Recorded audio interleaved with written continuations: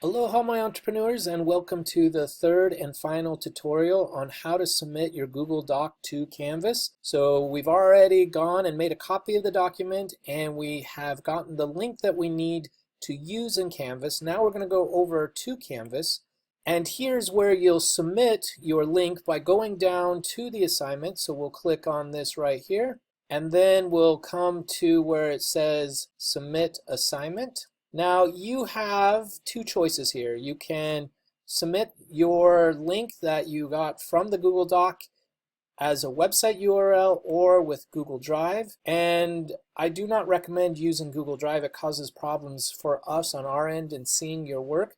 So you'll just want to paste in the link that you had, put any comments that you want to share with us, and submit assignment. And that's it. That's all you need to do to submit your Google Doc to Canvas. If you run into any problems at all, definitely talk to me or any one of the TAs, and we'll be glad to help you out.